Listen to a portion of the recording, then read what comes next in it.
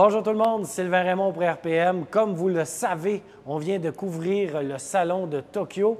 On s'est déplacé au siège social de Mazda directement à Hiroshima pour aller faire un tour du côté du musée.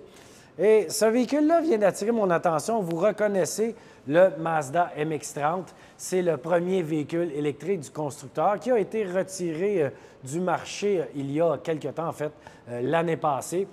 C'était leur premier véhicule électrique. Ce qu'on lui reprochait, c'était son autonomie de 161 km qui était trop limitée par rapport à ce qui se fait maintenant dans l'électrique, même si le véhicule était beau, était d'une belle qualité, était agréable à conduire.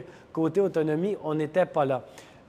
On en a ici une version qui est différente, je vais vous expliquer pourquoi, mais il est doublement intéressant parce que c'est le 2 millionième véhicule à disposer d'un moteur rotatif. Donc, Mazda, vous le savez, produit des véhicules à moteur rotatif depuis les années 60.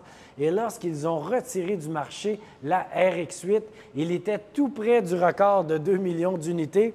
Eh bien, l'idée de faire un MX-30 avec un prolongateur d'autonomie basé sur un moteur rotatif leur a permis d'atteindre ce record. Je reviens au véhicule. C'est effectivement un MX-30, mais cette fois sous forme d'hybride branchable. Un modèle, en fait, une version qu'on devait avoir au Canada et finalement, elle n'arrivera pas. Elle ne sera jamais arrivée. Pourquoi?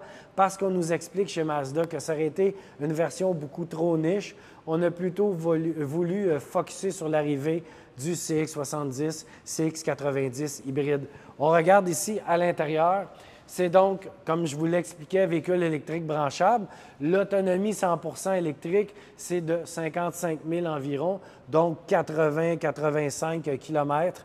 Et par la suite, on a ici un moteur rotatif eSky Active, baptisé REV, donc qui permet de prendre la relève et qui est un peu à l'instar de la Chevrolet Volt, permet de générer du courant pour l'ensemble de batteries et donc de continuer à utiliser les moteurs électriques. Donc, il ne contrôle pas, il ne transmet pas directement sa puissance au haut du véhicule, mais plutôt génère de l'électricité pour les moteurs électriques.